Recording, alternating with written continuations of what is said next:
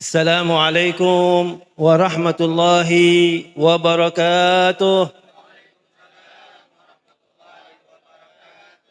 الحمد لله المجيب القائل في محكم الآيات البينات: ولكل وجهة هو موليها فاستبقوا الخيرات.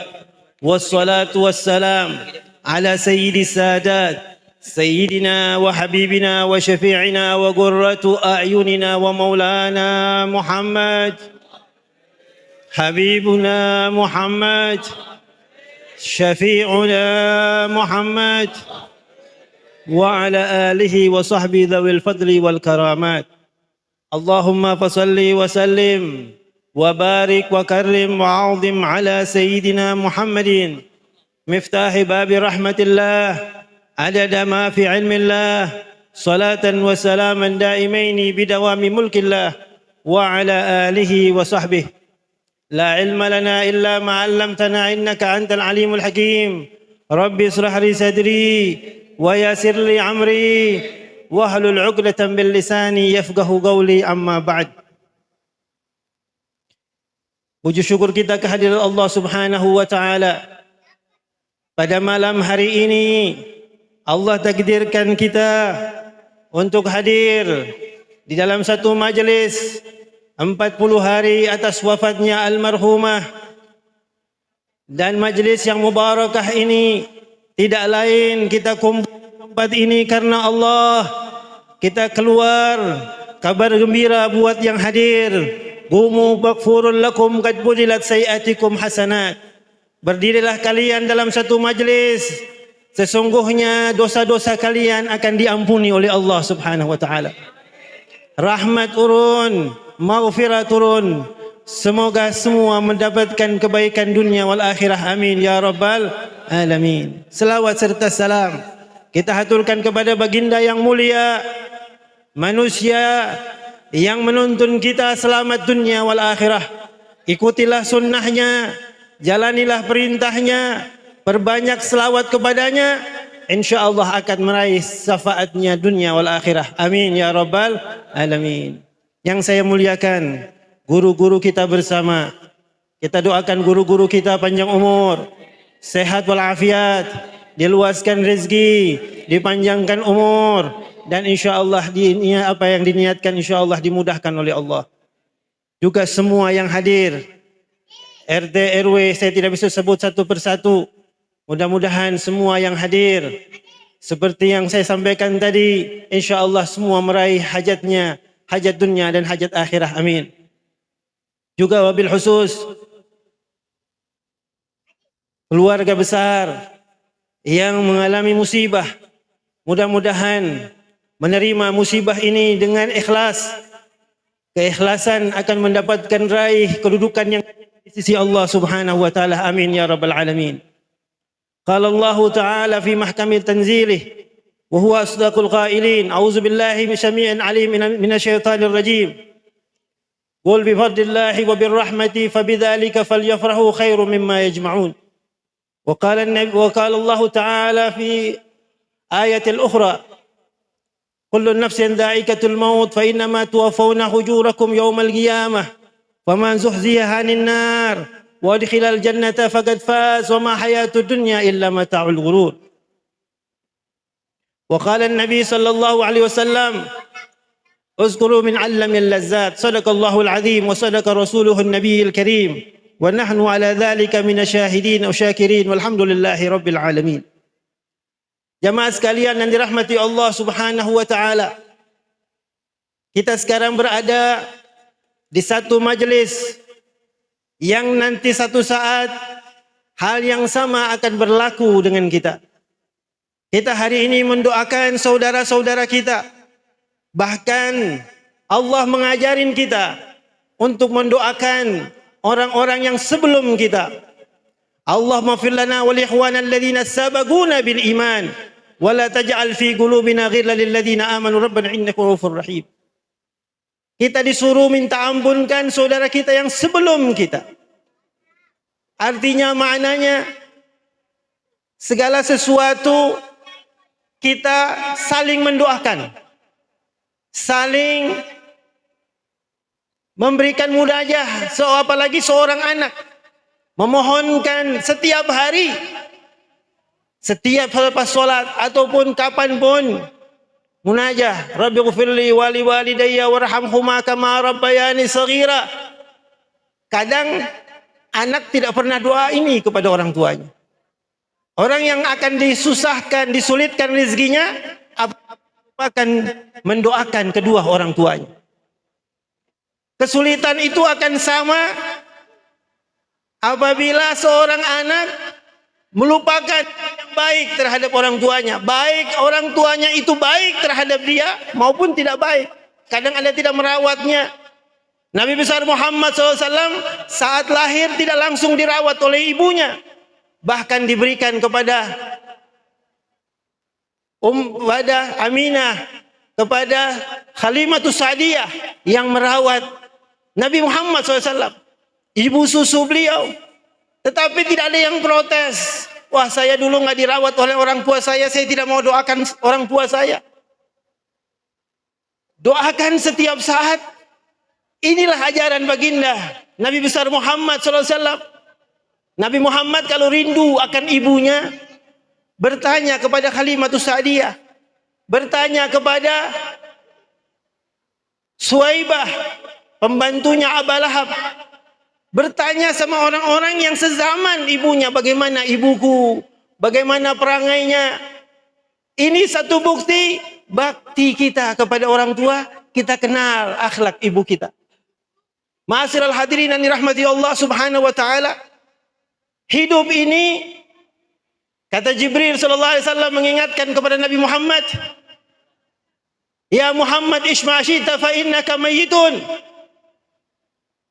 Ya Muhammad, sesungguhnya hiduplah sesukamu, sesungguhnya engkau pasti akan mati. Yang pasti kematian itu di hadapan mata kita. Kullun nafsin dha'iqatul maut. Setiap yang bernyawa pasti akan mati. Waktu singkat, waktu itu sebentar. Kadang-kadang yang sebentar ini dilupakan. Kita masih punya keinginan, banyak keinginan, saya mau ini, mau itu.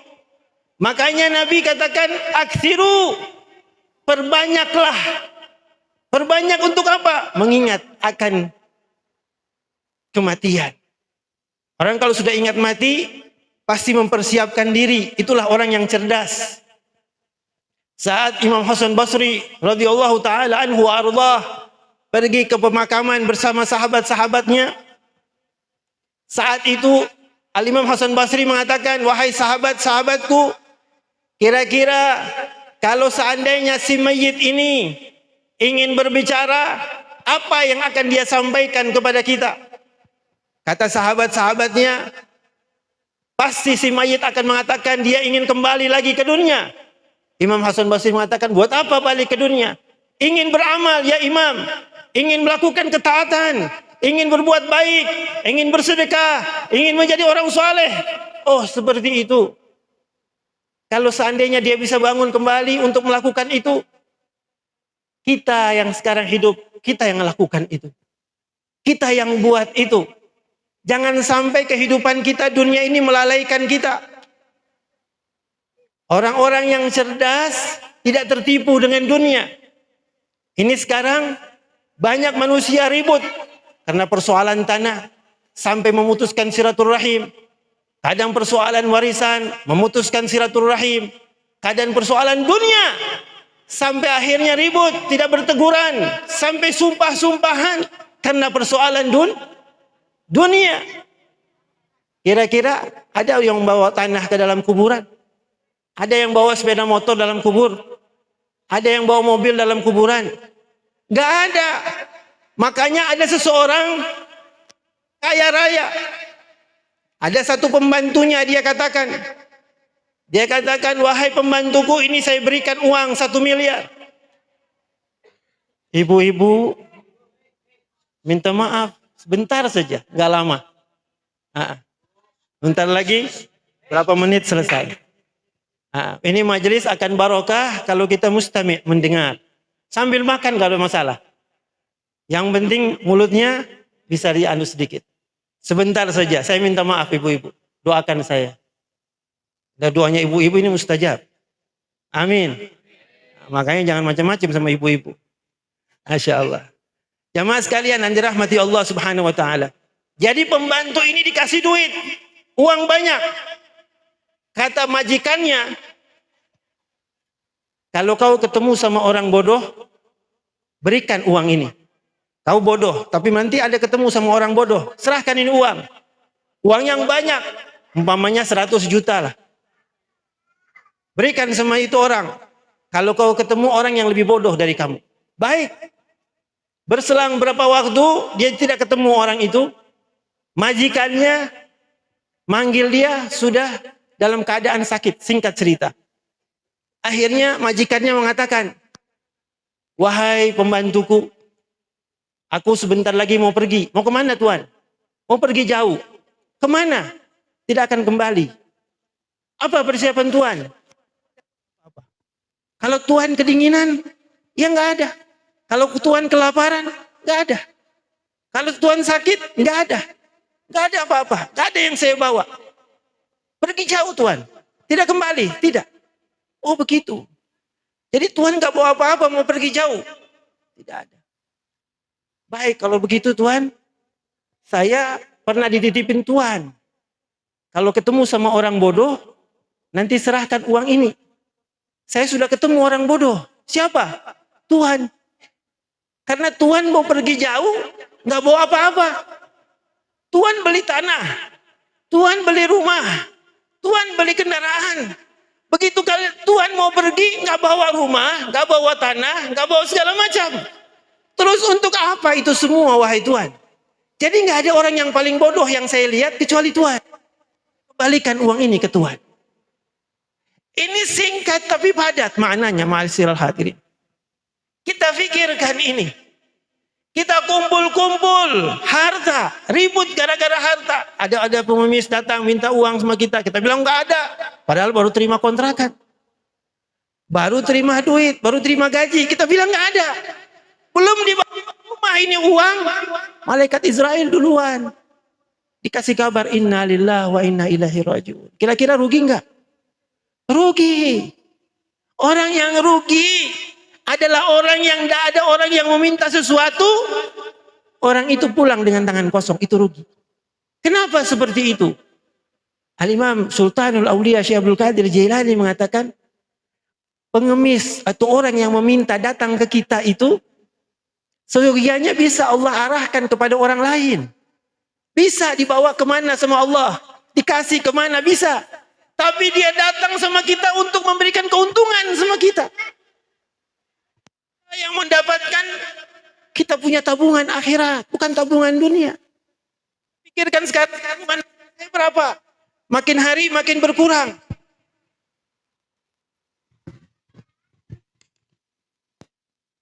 Makin hari makin menipis. Pikir, bingung, gelisah, resah, khawatir, takut. Takut akan dunia.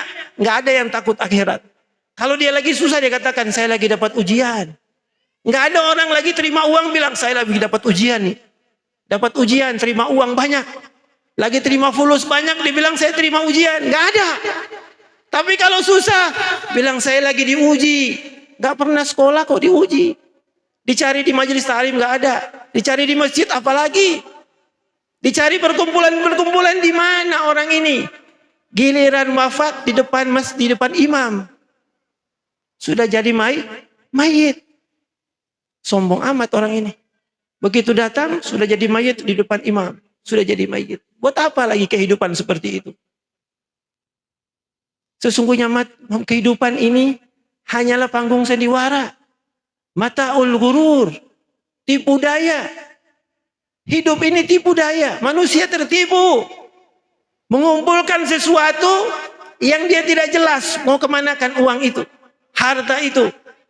Baginda Nabi besar Muhammad SAW yang dunia ini miliknya, yang apa saja diminta sama Rasulullah pasti diberi, tetapi tidak mau memandang dunia ini, melihat dunia ini. Nggak ada orang hidup di dunia ini yang sekarang berhutang untuk bagi orang lain, nggak ada. Jangankan berhutang, yang uangnya aja nggak mau dibagikan orang lain. Nabi ngutang kasih orang. Bagi semua orang. Kenapa? Karena tahu manfaatnya. Bahkan Siti Aisyah radhiyallahu ta'ala wa ardhaha, setelah potong kambing Nabi katakan, ya Aisyah, sudah dibagi kambing itu. Sudah ya Rasulullah. Nabi katakan, sudah dibagi wahai Aisyah. Sudah ya Rasulullah. Sampai 3 kali. Menegaskan kepada Aisyah. Sehingga Nabi mengatakan, sudah dibagi. Sudah. Tinggal yang ada cuma tinggal pahanya sedikit. Ini yang kita punya. Rasulullah bilang, yang kita punya, yang kita bagikan. Ini yang habis. Ini yang tinggal itu yang habis. Yang dibagikan itulah yang kita punya. Yang kita sedekahin itulah hakikat yang kita punya. Nanti di alam barzah kita lihat hasilnya. Apa yang kita lihat di situ? Apa yang kita tanam di dunia ini? Kita tanam kebaikan, kita dapat kebaikan. Kita tanam keburukan, kita dapat keburukan. Kita dapat kebaikan seperti majelis ini. Majelis-majelis ilmu hadir, itu kemuliaan. Raudhah min riyadil jannah, taman surga. Mau dapat taman surga akhirat, inilah taman surga di dunia. Semua itu ada balasannya. Semua itu sudah dilihat oleh baginda Nabi besar Muhammad sallallahu alaihi wasallam waktu Isra dan Mi'raj. Nabi tinjau di mana umatku nanti tinggal. Di mana umatku nanti. Di dunia ini bukan tempat tinggal. Di dunia ini tempat meninggal. Tempat tinggal kita adalah akhirat. Al-akhiratu khairul laka minal ula. Akhirat lebih utama. Tetapi manusia tertipu. Banyak orang lalai. Di hari ini lebih mengejar, semua dikejar. Bingung. Kalau orang dapat nikmat, beli mobil, beli motor, dia yang sakit. Dia yang demam. Dia yang stres. Dia yang ini. Orang dapat nikmat, dia yang bingung. Ini orang yang bodoh. Dia pikir orang dapat nikmat ini nikmat yang sebenarnya. Ini hanya nikmat yang Allah kasih ujian sama orang ini. Ini motor sama dia ini untuk apa? Untuk dunia, apa dunia akhirat?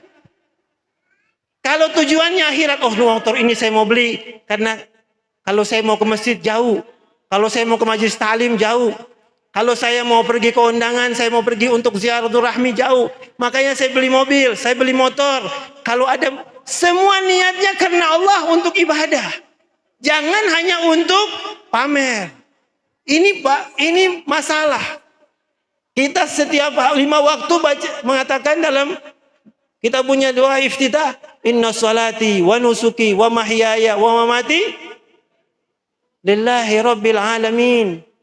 Para ulama, ada seseorang bertanya sama satu ulama, saya malu baca ini. Semuanya untuk Allah, tetapi saya tidak bisa buktikan. Bagaimana hidup dan matiku hanya untuk Allah, sedangkan harta saya banyak, ini saya banyak. Lebih banyak saya simpan daripada saya bagi. Saya malu sama Allah. Saya nggak usah baca ini. Kata ulama ini singkat saja. Apakah ini keinginanmu baca ini? Apa ini adalah bagian dari sunnah Nabi besar Muhammad? Ini bagian dari sunnah. Bacalah. Kalau keinginanmu jangan. Tapi kalau ini adalah bacaan ini sebagai mengingatan. Berikan peringatan buat kita. Supaya kita jangan lupa. Kita selalu ingatkan kita punya diri. Hasibu qabla an tuhasabu. Hisablah dirimu sebelum nanti kalian dihisab. Kita nanti mau diserahkan amal kita. Yang punya apa yang telah kita buat selama di dunia. Diserahkan. Di mana? Di tangan kanan apa tangan kiri yang terima itu. Itu catatan yang setiap hari kita buat. Setiap hari kita lakukan. Kita sekalian. Saya sengaja pakai tongkat. Kenapa Habib pakai tongkat? Saya pakai tongkat supaya saya tahu bahwa hidup saya di dunia tidak lama lagi. Karena ini suatu sunnatul anbiya. Supaya cewek-cewek takut, wah ini sudah pakai tongkat, sudah tidak kuat lagi zuat ini. Nah, karena laki-laki maunya nikah lagi, ini lagi, masih panjang angan-angan. Kalau itu sudah tertulis di sana satu, mau angan-angannya berapa tetap satu. Tapi kalau tertulis berapa di atas, akan ada. Nggak perlu dikejar. Yang dikejar adalah minta sama Allah meninggal husnul khatimah.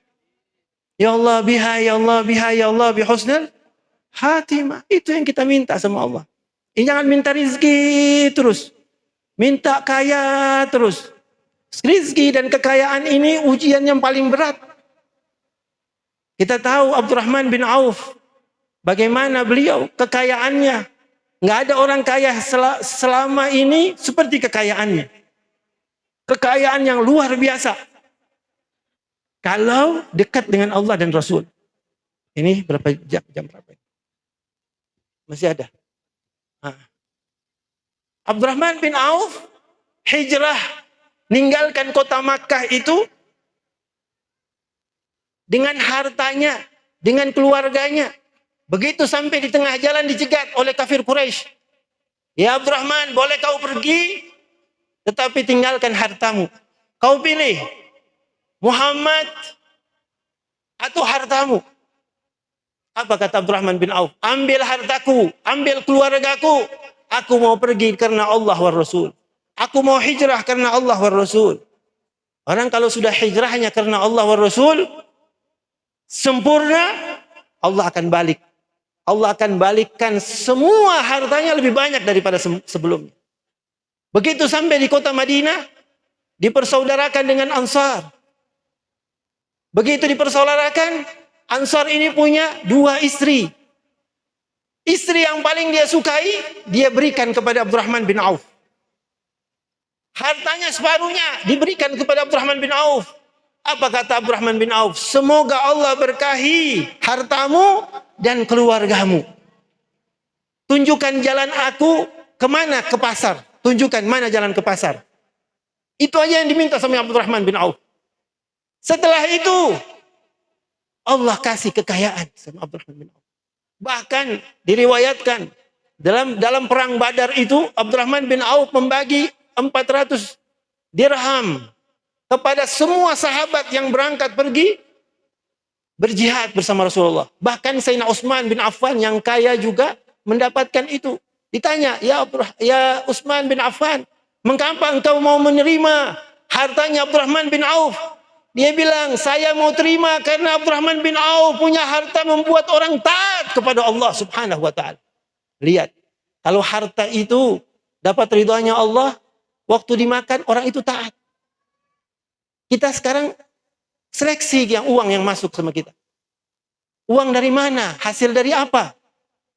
Jangan sembarang, semuanya halal haram hantam. Nggak mikir dari mana. Kadang nipu orang, kadang ini. Sampai saya tanya sama seseorang, kau takut mana? Ambil hak orang apa makan babi? Karena orang sekarang lebih takut makan babi daripada ambil haknya orang. Padahal makan babi itu masih ada jalan keluarnya. Kalau dia tidak tahu atau darurat, boleh. Asal tidak ada lagi bukan untuk mengenyangkan. Darurat. Tidak ada makanan kecuali itu. Sudah tinggal kelaparan. Bukan untuk mengenyangkan, cuma sedikit, boleh.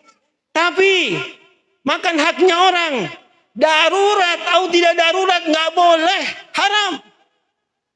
Nah, orang sekarang terbalik. Malah orang punya, malah semuanya mau dibawa keluarga, dikasih makan anak istri. Akhirnya anaknya bikin jadi durhaka kepada dia. Bikin susah diatur. Akhirnya jadi masalah. Ada seseorang kisah, ini ada kisah hikmah. Seorang yang kaya raya mau meninggal dunia. Saya singkat saja. Orang ini bikin sayembara. Kata orang ini, siapa yang mau temani saya di alam kubur? 3 hari saja, saya separuh harta saya kasih sama dia. Akhirnya singkat cerita, ada satu orang penebang pohon di hutan. Yang dia punya bahan itu cuma kampak saja modalnya. Tidak punya apa-apa orang ini, miskin hidupnya. Makanya dia mau, ini kebetulan. Kapan lagi mau dapat rezeki banyak. Saya mau, cuma 3 hari di dalam kubur dikasih pipa ke atas bambu untuk bernapas. Udah, dia bilang kapan? Tunggu dulu. Begitu meninggal, panggil dia, digali kubur 2. Sebelah yang hidup, sebelah mayit. Begitu malam pertama, malaikat bukan tanya sama yang mayit, tanya sama dia. Karena pendatang asing. Siapa namamu? Bingung orang ini. Salah kamar ini rupanya. Siapa namamu? Nama saya Fulan. Apa kerjaanmu? Kerjaan saya potong kayu di hutan. Hutannya siapa kau ambil? Salah ngomong, dicambuk. Apa alatnya kau pakai? Kampak. Kampak dari mana? Hasil dari apa kau beli kampak itu? Walhasil baru tanya kampak sama kayu, biru badan. Dicambuk sama malaikat. 3 hari, singkat cerita, dikeluarkan dari kuburan. Ini sudah biru semua. Ini bukan cambuk orang hidup ini. Ini malaikat yang cambuk. 1 kali cambuk, Allah, dahsyat betul. Akhirnya si ahli waris mengatakan, kenapa ini? Dia diam saja. Ini yang saya dijanjikan, yang kita sudah bikin perjanjian, separuh dari harta. Dia bilang tidak, terima kasih. Kenapa tidak mau terima? Dia bilang baru kampak sama kayu sudah begini. Bagaimana kalau saya terima itu harta? Nanti saya ditanya, mau diapain itu harta? Dunia ini sebentar. Tapi manusia mau susah. Pertanyaan di sana nggak gampang. Ini kita kalau di BAP sama polisi, di pengadilan, masih gampang jawabnya. Paling baru kencing saja. Kalau di sana, siapa yang mau bela? Layar yang bermain, kelihatan situ. Apa yang kau buat? Farjulahum bima kanu yakzibun. Semua diam, kaki yang bicara. Semua. Ini lisan tidak berbicara, kakinya bicara, tangannya bicara. Saya ambil ini, saya jalan ke sini, saya kemari. Orang semua takut sama CCTV. Tapi CCTV-nya Allah dahsyat. Allah Maha Sami'un Basir, Maha melihat, Maha mendengar, Maha mengetahui. Kita nggak malu. Kita tidak takut. Padahal ada pertanyaan yang dahsyat nanti. Mudah-mudahan kita semua husnul khatimah. Mudah-mudahan kita bisa mengisi waktu-waktu kita. Waktu yang singkat ini kita bisa beramal, kita bisa berbuat baik, dan kita doakan almarhumah. Mudah-mudahan dilapangkan kuburnya oleh Allah Subhanahu wa taala. Kita hidup hanya sebentar. Ingatlah perjalanan yang panjang yang tidak akan ada akhir. Jangan hiasi yang sebentar dan melupakan yang panjang. Kita saling mengingatkan, wa tawasau bil haq wa tawasau bis sabr. Menjalankan ini tidak mudah, perlu kesabaran. Mudah-mudahan kita bisa mengisinya dengan baik. Kita saling membagi satu sama lain. Dan insya Allah almarhumah ditempatkan derajatnya oleh Allah di alam barzahnya. Bersama para nabi, wasiddiqin, wasuhada, wasalihin, wahasuna ulaika rafika. Dan juga kita semua yang masih hidup. Dan insya Allah kita bisa mengisi kehidupan kita dengan cara yang baik. Dengan jalan yang diridhai oleh Allah Subhanahu wa ta'ala. Sebelum saya tutup dengan salam, mari sama-sama kita talqinul dzikir. Pentingnya talqinul dzikir ini, kalimat la ilaha illallah 3 kali, dan kita selawat kepada Nabi Muhammad. Manusia yang berdosa apabila kena dengan kalimat ini, dihapuskan dosa-dosanya, dibersihkan dosa-dosanya, dan insya Allah mengakhiri kehidupan kita dengan ini. Qala Nabi sallallahu alaihi wasallam, afdalu ma qultu ana wan nabiyina min qabli, la ilaha illallah. La ilaha illallah. La ilaha illallah. La ilaha illallah. Muhammadur Rasulullah sallallahu alaihi wasallam. Kalimatul haq alaiha nahya wa alaiha namut wa alaiha nub'ats insyaallah ta'ala minal aminin. Amin ya Rahman, amin ya Rahim. Ya Allah, hidupkan kami dengan kalimat la ilaha illallah. Wafatkan kami dengan kalimat la ilaha illallah. Di alam barzah dengan kalimat la ilaha illallah. Di mahsyar dengan kalimat la ilaha illallah. Masuk jannahmu dengan kalimat la ilaha illallah. Ya Allah, ampuni dosa-dosa kami.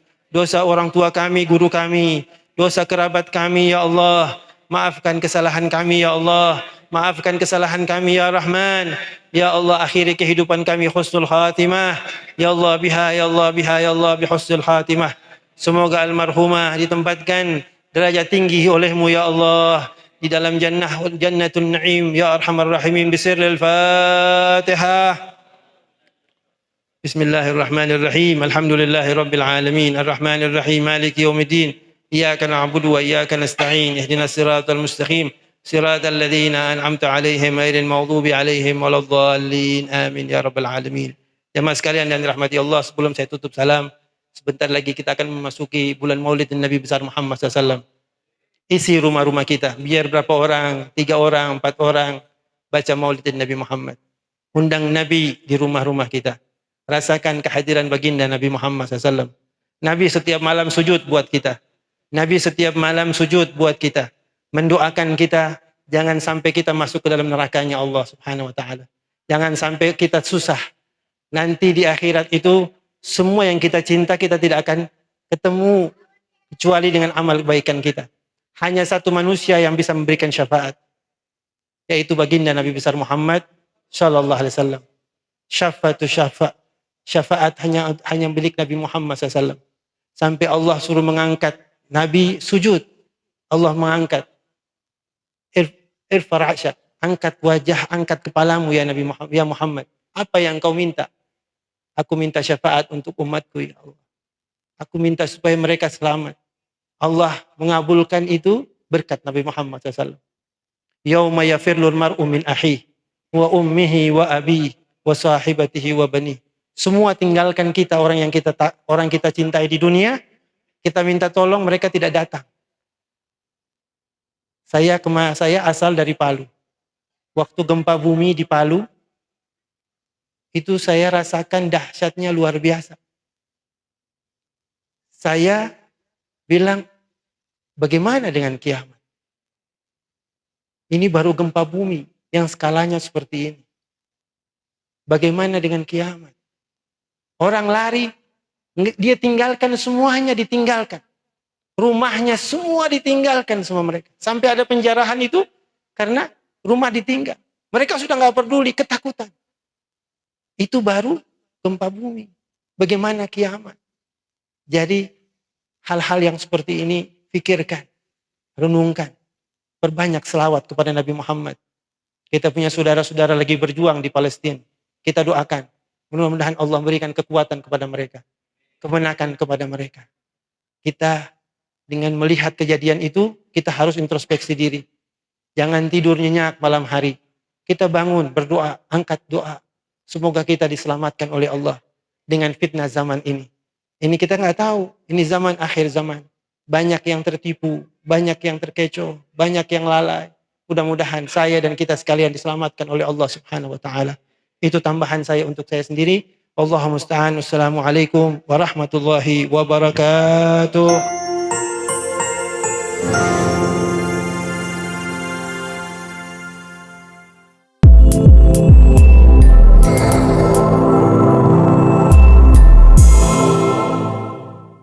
Siaran langsung YouTube channel live streaming Fadlan Sel. Jadi setelah acara nanti bisa ditonton kembali, dilihat kembali di YouTube channel Fadlan Sel, dan jangan lupa untuk like, komen, subscribe untuk membantu siar dakwah agama Allah Subhanahu wa taala.